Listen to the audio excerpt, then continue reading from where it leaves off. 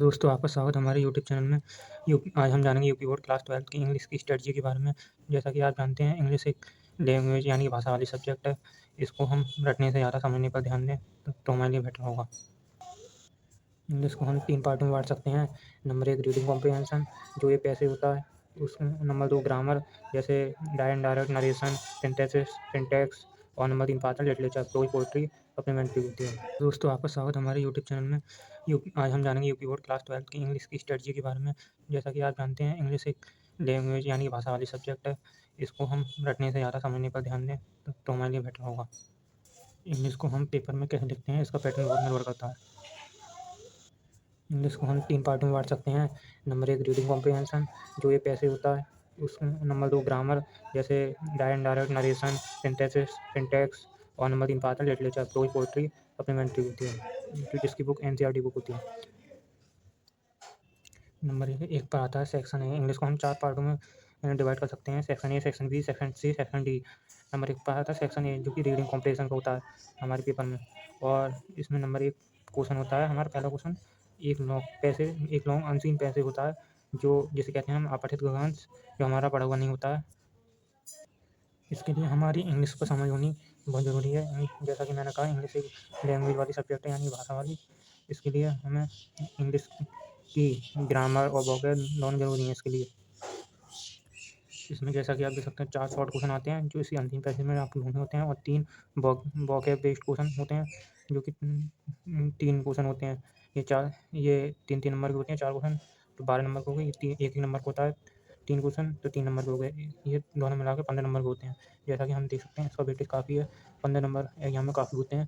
तो इसके लिए हमारी इंग्लिश पर, वोकैब पर और ग्रामर पर रीडिंग कॉम्प्रिहेंशन की पकड़ अच्छी होनी चाहिए। जैसा कि आप देख सकते हैं, इसमें 3 वोकैब बेस्ड क्वेश्चन होते हैं। इसके लिए आपकी वोकैबुलरी, यानी कि जैसे कि antonym, synonym, one word substitution, idiom and phrase और होमोफोन्स अच्छी तरीके से आपको याद होनी चाहिए, तभी आप इन्हें कर सकते हैं। इनकी मीनिंग भी एग्जाम में पूछ लेता है, इसलिए आपको इंग्लिश की वोकैबुलरी पर अच्छी पकड़ होनी चाहिए। नंबर 2 आता है सेक्शन बी, जो है राइटिंग का। ये सेक्शन काफ़ी इंपॉर्टेंट है आपके लिए। इसमें आप कम समय में ज़्यादा स्कोर कर सकते हैं। बहुत से लोग इसको ध्यान नहीं देते। इसका पैटर्न ही आपको बहुत नंबर दिला सकता है। इसमें नंबर 2 पर आता है आर्टिकल, जिसे हम ऐसे भी कहते हैं बहुत से लोग, लेकिन ये आर्टिकल होता है।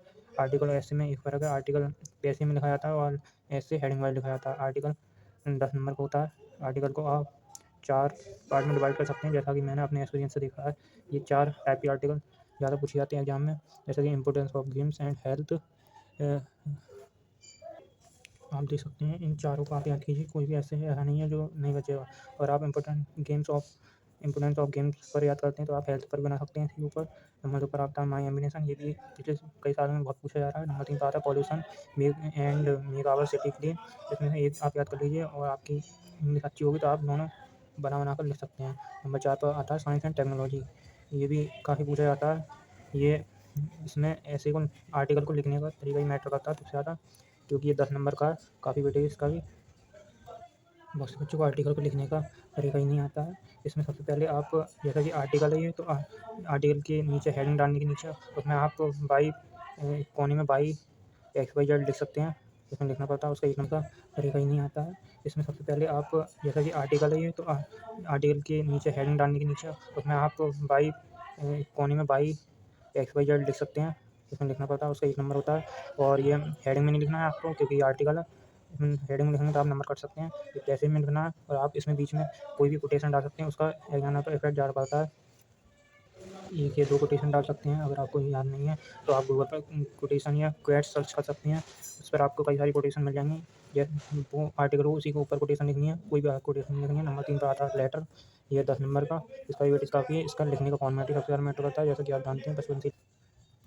लेटर को हम 3 पार्ट में विभाजित कर सकते हैं, जैसा कि मैंने अपने एक्सपीरियंस से देखा है। इन्हीं 3 टाइप के लेटर यार पूछे जाते हैं। जैसे लेटर टू द एडिटर, यानी कि कंप्लेंट कर सकते हैं आप पावर या वाटर या सप्लाई की। ये 2 एप्लीकेशन बहुत पूछी जाती हैं, ये 2 लेटर बहुत पूछे जाते हैं। नंबर 2 पर letter to the principal, complaint. जैसे कि आपके कॉलेज या स्कूल में कंप्यूटर या लाइब्रेरी के ऊपर आप कंप्लेंट कर सकते हैं, इसमें कोई भी गड़बड़ है, सॉर्टेड लाइब्रेरी कहते हैं। 3 letter to the officer, complaint, जैसे कि आपके मोहल्ले के शहर में डेंगू या आपके आसपास का वातावरण सही नहीं थी, आप एक ऑफिसर को कंप्लेंट के मूवमेंट लेटर ले सकते हैं। इन 3 पर लेटर बार बार पूछे जाते हैं, जैसा कि मैंने प्रीवियस ईयर में देखा है। अगर आप प्रीवियस ईयर लेना चाहते हैं तो अकेले ले सकते हैं, उसमें भी आप दे सकते हैं। इन 3 के ऊपर ज़्यादा लेटर पूछे गए हैं। इनकी आर्टिकल और लेटर की तैयारी वैसे आप क्वेश्चन बैंक से भी कर सकते हैं, और कोई न्यू स्टाइल हो तो उससे भी कर सकते हैं। अगर टाइम कम है तो क्वेश्चन बैंक से कीजिए, नहीं तो स्टाइल से कर सकते हैं। लेटर न्यू स्टाइल कौन सी लें? न्यू स्टाइल मैंने तो विद्या की ली थी, और आप उसी ले सकते हैं। मुझे विद्या बेटर लगती है। काफ़ी लोग पूछते हैं 3/12 सेक्शन सी यानी कि ग्रामर का सेक्शन होता है, जो ग्रामर बेस्ड होता है। नंबर 4 पर इसमें क्वेश्चन आता है। 5 MCQ क्वेश्चन पूछे जाते हैं, जो पहला क्वेश्चन पूछा जाता है इसमें वन वर्ड सब्स्टिट्यूशन, दूसरा आइडम्स एंड फ्रेज, तीसरा सिनोनिम, चौथा एरर, पाँचवां एंटोनियम। ये 2-2 नंबर के होते हैं सब। कुल मिला के 10 नंबर के होती हैं। इसके लिए आपकी वोकैब पकड़ बहुत अच्छी होनी चाहिए। वोकैब बहुत से लोग इग्नोर कर देते हैं, लेकिन वोकैब का वेटेज भी काफ़ी है। आप देख सकते हैं उसमें भी है, पैसेज में भी और इसमें भी है। और आप वोकैब याद हो तो क्वेश्चन बना कर भी लिख सकते हैं। लिटरेचर में काफ़ी मदद करता है वो या आपको इसमें भी मदद करता है, और आपको लिटरेचर में भी हेल्प करता है, और आपको स्टोरी में भी हेल्प करता है। नंबर 6 पे आता है ट्रांसलेशन, और इनकी प्रैक्टिस आप विद्या क्वेश्चन बैंक में प्रीवियस ईयर दे रखे होते हैं, उससे भी प्रैक्टिस कर सकते हैं। ज़्यादा प्रीवियस ईयर ही पूछे जाते हैं ये। नंबर 6 पे आता है translation from Hindi to English, जिसे हम कहते हैं स्टोरी। इसको आप बहुत अच्छी तरीके से बना सकते हैं। इसको आप तभी बना सकते हैं तब आपकी पकड़ ग्रामर और वोकैब दोनों पर हो। ये भी 5 नंबर की होती है। नंबर सेक्शन डी, जिसे हम कहते हैं लिटरेचर। इसमें 7वां क्वेश्चन आता है। 2 शॉर्ट क्वेश्चन होते हैं प्रोज के, 4-4 नंबर के, दोनों 8 नंबर के हुए। 8वें नंबर का आता है एक लॉन्ग क्वेश्चन, ये भी प्रोज का है, ये 7 नंबर का होता है। दोनों आप कुल मिलाकर देख सकते हैं 15 नंबर की होती हैं।